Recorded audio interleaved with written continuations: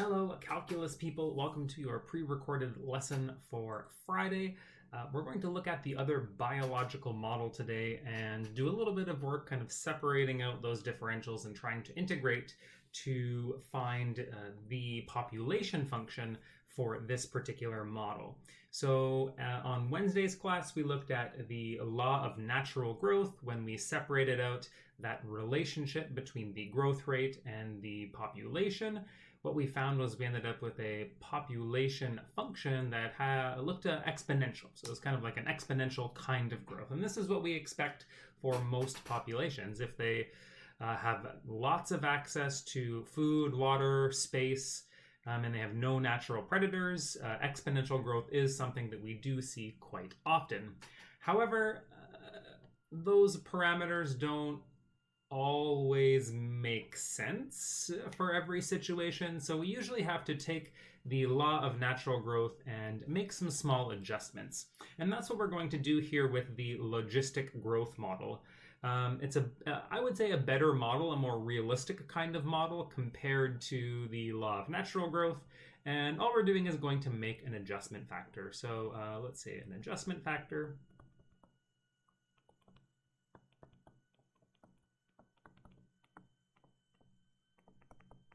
is made to the law of natural growth.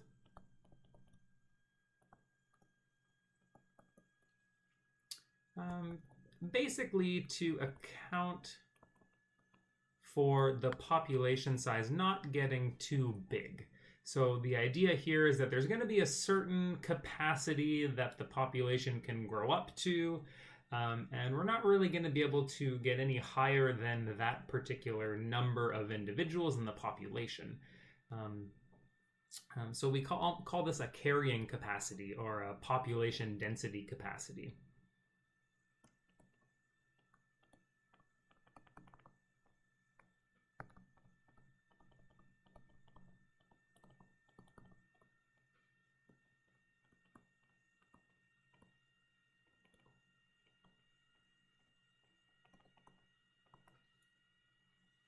Okay, so the logistic growth model looks like the following. It says that the growth rate of the population, so dp over dt, so the growth rate of the population over time is proportional to k times p. Okay, so it's the same.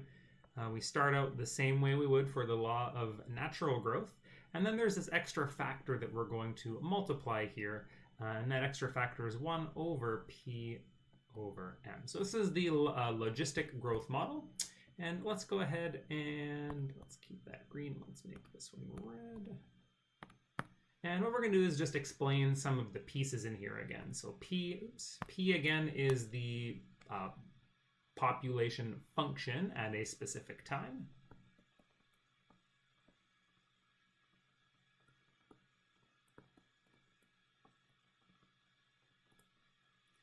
Of course, here t is still measured in some kind of time unit, whether that's days, weeks, months, minutes, hours. T will be some kind of time unit. We have k as, what was k? K was the growth constant.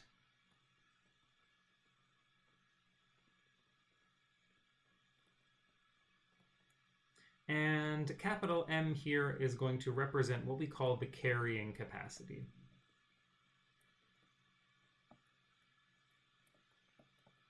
Okay, so capital M is going to represent the maximal number of individuals that this particular population can handle over a long period of time. We won't be able to really go over this carrying capacity because there aren't enough resources to safely handle more individuals in this particular population. And of course, dp over dt is our growth rate with respect to time. So the growth rate of the population. And this is a separable equation just like the law of natural growth is. So we're going to try to separate the differentials and set up an integration process to kind of solve for p of t.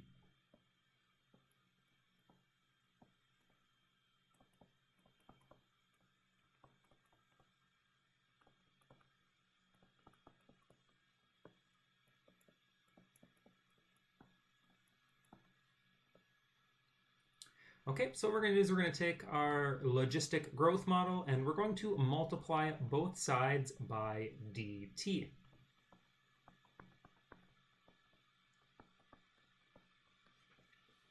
And remember, like we did in our example on Wednesday, we want to try to collect all like terms. So I have this differential with respect to p over on the left-hand side. It's going to make sense for us to move all of the factors that contain p over to that side as well. And then we should be able to integrate with respect to that variable.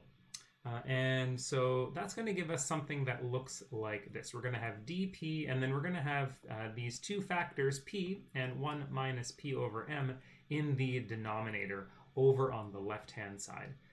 That means that k, which is just some kind of constant, is going to be left over here on the right-hand side, and we're going to integrate k with respect to t. So next step is to apply an integral to both sides so that we can remove the differentials.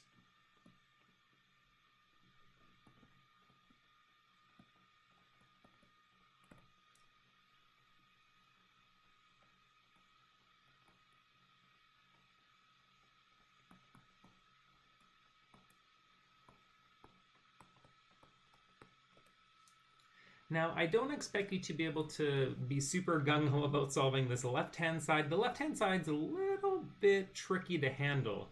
So we're going to try to rearrange the left-hand side a little bit to make it look a little nicer than what it is. But we should be comfortable integrating the right-hand side right now. So this is an integral with respect to the t variable, because my differential is dt. So when I integrate this, I need a function whose derivative is k. So that function is k times t. And then what we're going to do is we need to add a constant of integration on one of the sides of our equation here after integration. So I'm just going to put it on the right-hand side here. So this is the right-hand side fully integrated. The next thing we want to do is try to essentially kind of rearrange some stuff over here on the left-hand side to make this look a little bit nicer. So maybe I'll just do that over on the side in green. So we have this expression. We have 1 over p times 1 minus p over m.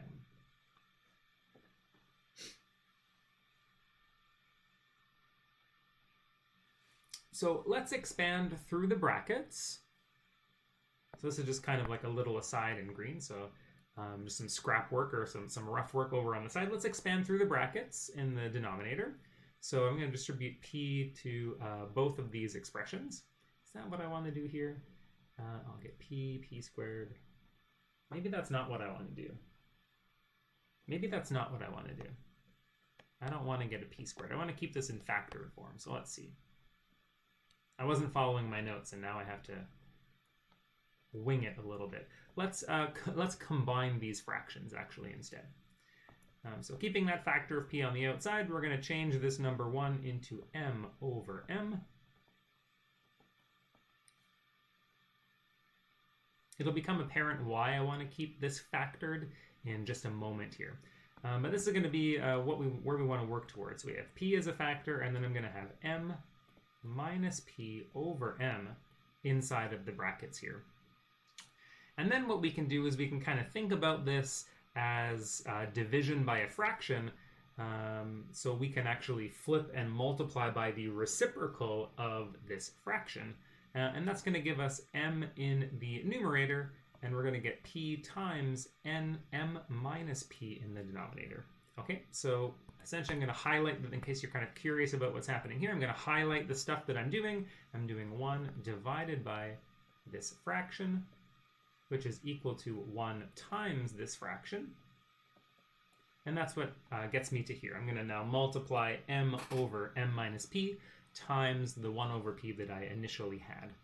So that is a little bit of rough work just to simplify this integral a little bit. And that's going to get us to something that looks like this. And let's make sure that that matches up with what I have in my notes. Perfect. And I'm going to just move the differential over because I want to focus a little bit on working with this fraction. And We're going to be learning a new technique next week about how to deal with stuff that looks like this. When I have a fraction that's factored in the denominator, and I want to maybe split it apart to kind of work with this a little bit easier. It's possible to do this. It's just a little bit tricky to do. So what we're going to do is we're just going to grab this fraction.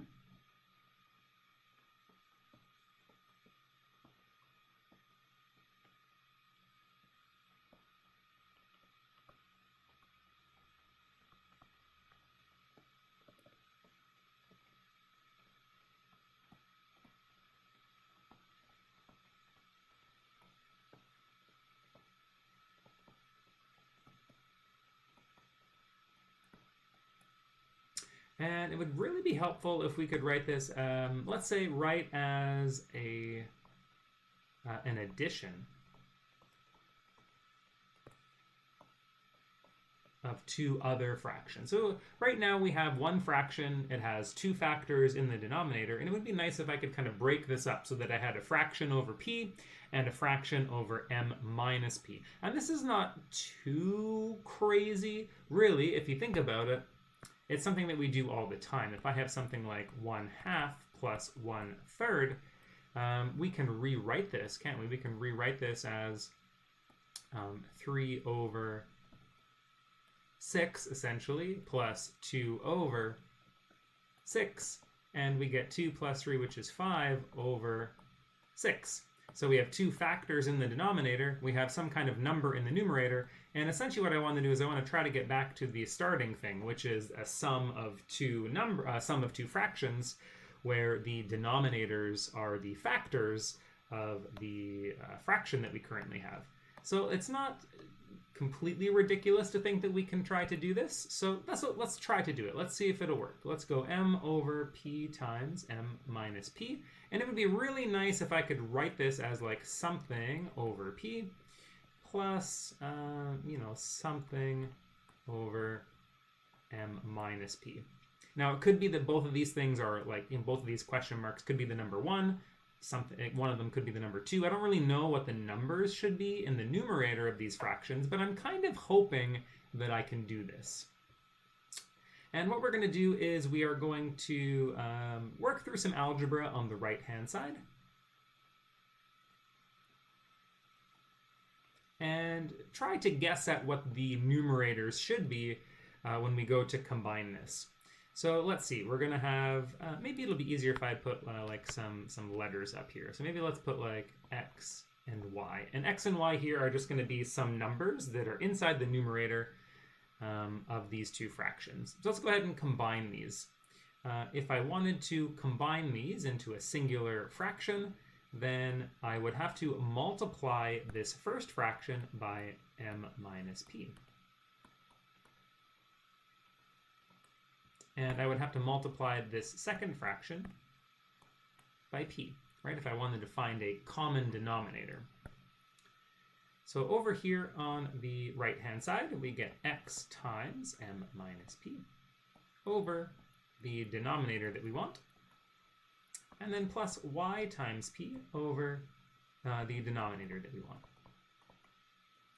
Okay, so in other words, if it's possible to break this original thing up that we had into a sum of two fractions, if it's possible to do this, I have the following relationship. I have that x times m minus p plus y times p must be equal to m.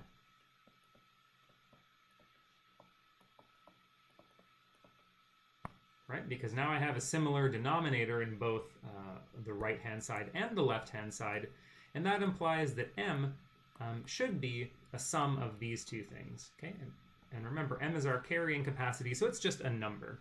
Now, are there nice numbers that I could input for x and y to make this true? So let's see. Let's just take a guess. Let's guess, I don't know, let's guess some easy, well, obviously we can't take like y equals 0 or x is equal to 0, that won't work. But maybe let's try the next best number. Let's try like x equals 1 and y equals 1. So if x was equal to 1, we'd have m minus p, and if y was equal to 1, we'd have plus 1p, and that would work, right? That would give us the m that we need over on the left-hand side. So these are the values for x and y. In other words, if I come back up here to this starting line, I can rewrite this starting fraction.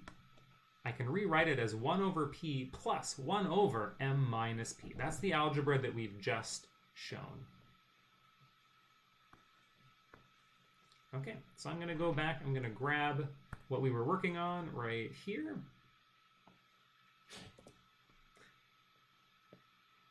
We are going to copy that and paste it down here. Oh, hairball. And we're going to continue working on this left-hand side. So what did we just find out? We found out that we could rewrite this fraction as 1 over p plus 1 over m minus p.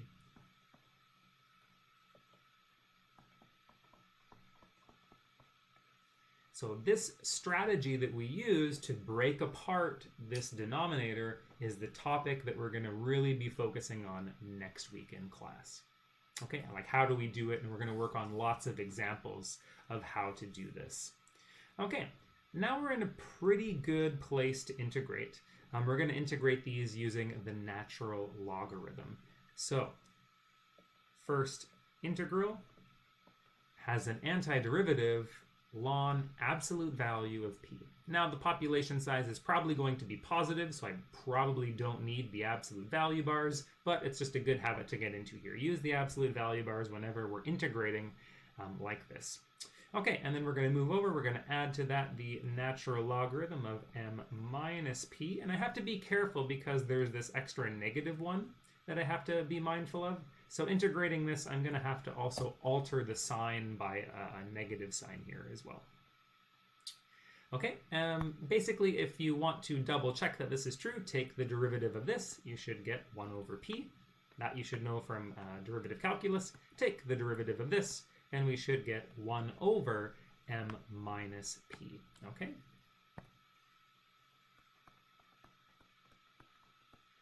Okay, and all that's equal to k times t plus c.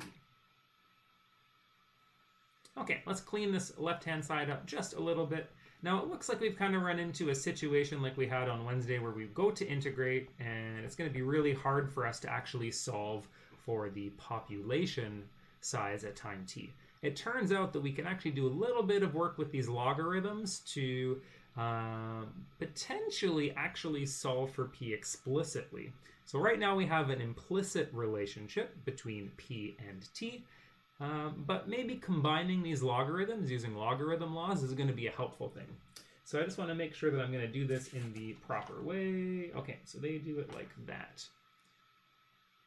So it turns out the easiest way to make this work is to multiply everything by -1. We're going to do that first. So not obvious that we have to do this here, but this is a helpful thing to do.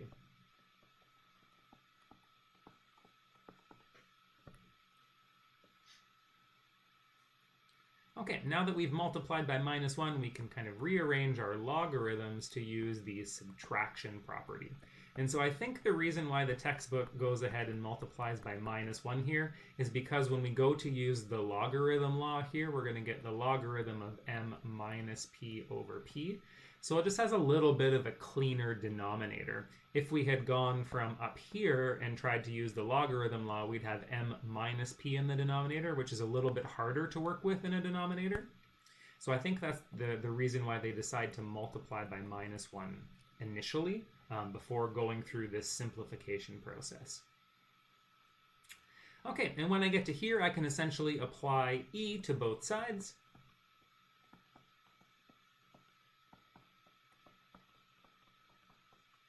And we know that e and the natural logarithm are inverses of each other, so they're going to undo each other, and we're going to be left with m minus p divided by p over on the left-hand side.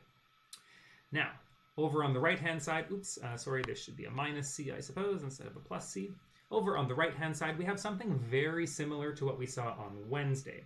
So we're going to do the same thing. We're going to kind of break this apart into a multiplication of like bases. Okay, so if I were to, again, kind of multiply and like move forward, I would get back to e to the negative kt minus c. And then what we typically do is replace this with the constant c. So we're going to replace this with c.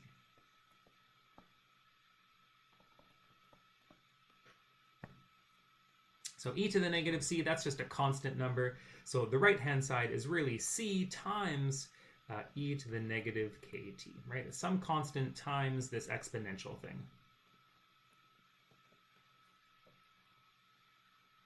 Okay, so now our goal is to hopefully isolate for capital P. So let's see, is that an easy thing to do? Yeah, this is not too terrible. So we're going to simplify this fraction a little bit by writing it as m over p minus p over p. Okay, this is really m over p minus 1. And then we're going to move that one over to the right-hand side. So now we have m over p is equal to c e to the negative kt plus 1. And then we're going to pretend that we have two fractions here, okay? So I'm going to kind of pretend that I have this expression, c times e to the negative kt plus 1. I'm going to pretend that that's a fraction so that I can flip both fractions respectively on either side of the equal sign. So flipping the fraction over here on the left-hand side, we get p over m. Because essentially I need to get this p into the numerator of some kind of fraction here. So this is just kind of the quick way of doing it. You could also kind of cross-multiply and cross-divide if you need to, whatever works. But at the end of the simplification round, we should end up getting something that looks like this. So we have p divided by m is equal to 1 divided by this exponential expression. And the last thing we want to do is just multiply both sides by m, and we get something that looks like this. Okay, so here is the function that solves the logistic growth model. So this is the population size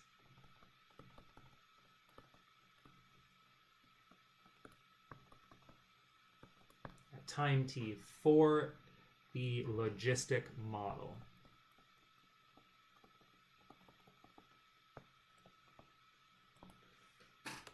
Now we're going to play around a little bit more with some of these numbers on the next quiz. But what I'll do is I'll give you kind of a rough idea of what this function looks like comparatively to an exponential function. So just let me jump into Desmos here so you guys can see that.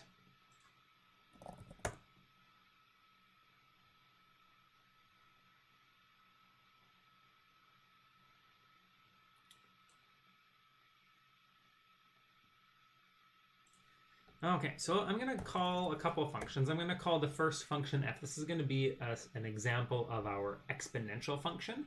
And our exponential function is one that solved the law of natural growth. So it was e to the kx, essentially. I think that was it, right? And so what we can do is we can kind of allow Desmos to put in some sliders for these numbers, and you can see the general exponential curve. So nothing super exciting here.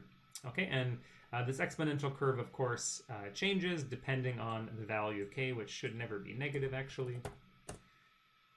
So here you go. So here's a couple, different versions of the growth. And c here represents our initial population. Okay, so nothing too exciting. Stuff you've probably seen in past mathematics classes anyway. So let's go ahead and let's grab a new function. I'm going to call it g of x. And I'm going to call this function m divided by that exponential expression that we got from solving the logistic model. And that should be an x. And then, so the only thing we need to add into this particular model is a carrying capacity. So right now, k and c are set to be the exact same k and c for the exponential model, but maybe let's add in a carrying capacity of, I don't know, like 10 or something like that. So you can see this purple curve acts a little bit differently than the red curve, right? Where the red curve is going to kind of exponentially grow. It kind of starts to explode after a short period of time. what happens with the purple curve is we see this initial kind of exponential growth, and then eventually you start to see a point of inflection. We get a point of inflection where we start to kind of curve back. We get a more concave down section of this curve, and it starts to curve towards our carrying capacity. So our carrying capacity here being 10 in this particular example. All right, so I'll just throw that in as a dashed black line. So you see that curving action from the inflection point towards that carrying capacity.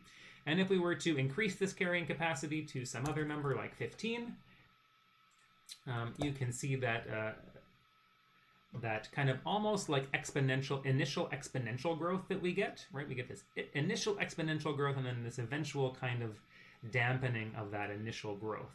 So that's the difference between the two models. The logistic model essentially says, hey, you know, I can't grow exponentially forever. There's eventually going to be a point in time where I have to kind of be mindful that there's actually resources that I'm using, and those resources start to get more scarce, so individuals from that population start to die.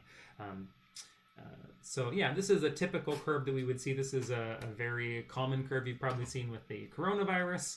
So when they were talking about, you know, flattening the curve and all that business, they were saying, you know, we don't want to be in the exponential growth part of the COVID-19 curve. We want to be in that more concave down part of this sigmoid curve. So yeah, we used a lot of logistic growth models to describe the coronavirus outbreak in the early stages. So hopefully you have at least seen the logistic growth model somewhere in your travels. We might come back and discuss a bit more with the logistic model with regards to coronavirus if I can get a little bit of data for the quiz next week, but we'll definitely explore a little bit more how M, C, and K play a part in the population dynamics over time. So expect a couple questions about that on, we'll use Desmos to do some modeling on the quiz next week. So what I want to do just to finish off this lesson for you is give you one more example of a separable kind of equation, just so you have some more examples inside your notes. So let's try to find y if we know that x times y prime plus y is equal to y squared. So let's see if we can find y explicitly. And if not, we'll just get an implicit relationship for y. And sometimes, you know, like I said, that's the best that you can really do for these kinds of what are called differential equations. Okay, so let's take our expression here. I'm going to write y prime as dy over dx because personally I like looking at these equations in terms of the differentials because I know I'm probably going to be breaking apart these differentials anyway. Okay, so there is our equation. Let's see. Let's maybe try to get all of the y's collected. I don't really like this plus sign. This plus sign's kind of bugging me between the y and the differential portion of this equation. So I think my preference might be to kind of start by doing something like this. Okay, and now I can kind of think about breaking apart these differentials and collecting like terms. So now I can maybe multiply both sides by dx.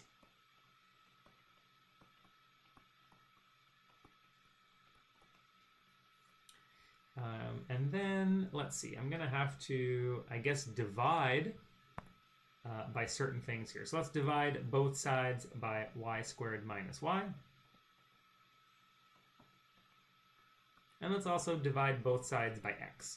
So this is how we're going to be collecting our like terms. We're going to end up with 1 over y squared minus y with the differential dy. And we're going to end up with 1 over x with the differential dx.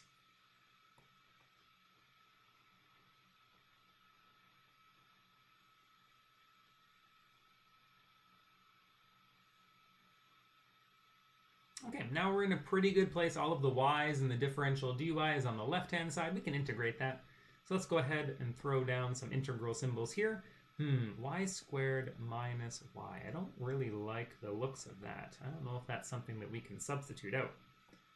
And over on the right-hand side, we have 1 over x dx. That's the easy one. We know that's going to be a natural logarithm. Okay.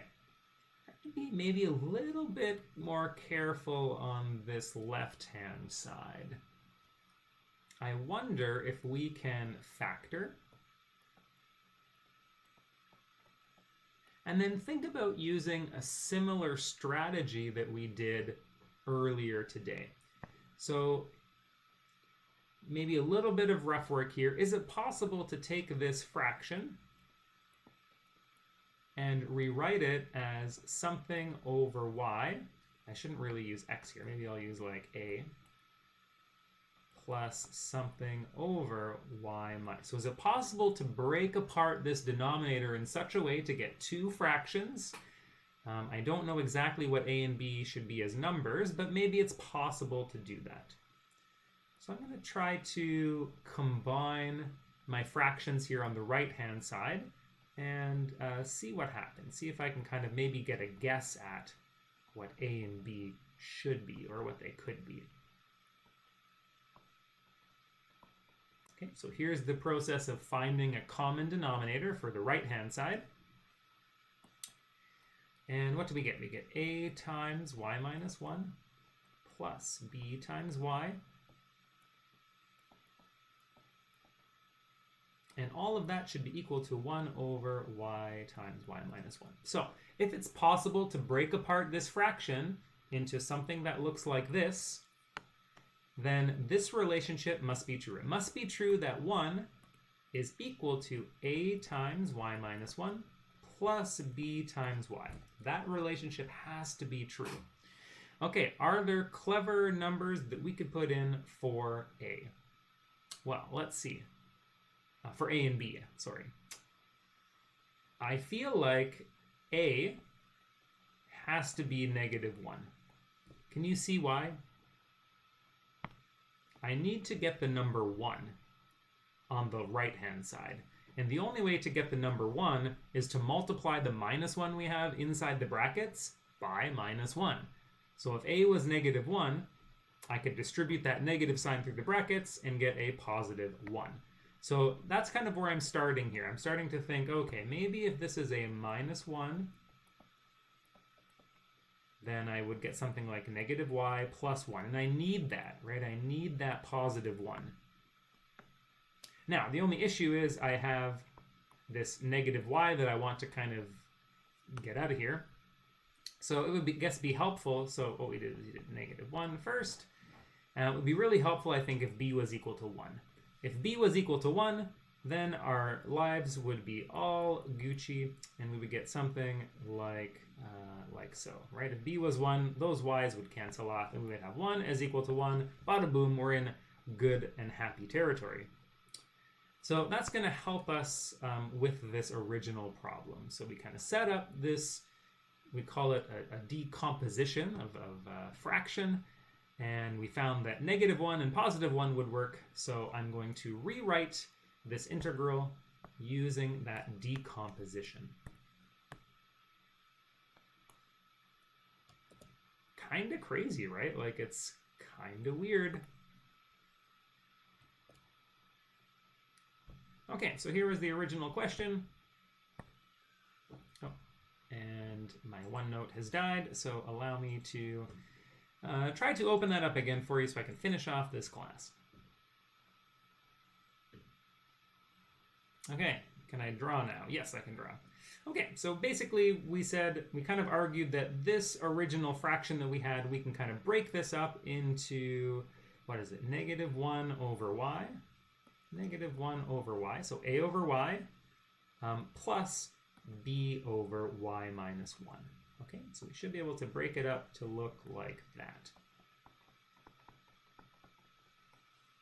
And that's really lovely because now we can just use the natural logarithm to get the rest of our work done. So this first antiderivative must be, I'm going to factor out the -1, and then I have the natural logarithm. And then this second fraction here, again, can be tackled using the natural logarithm because I have a nice linear piece here in the denominator.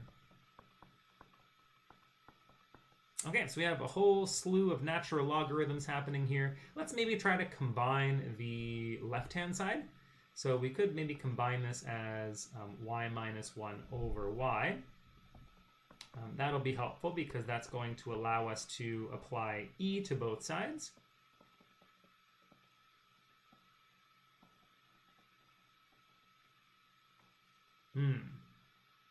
Oh, I see what can happen here. So I don't like this plus c, so those cancel. This gives us y minus 1 over y. That's fine.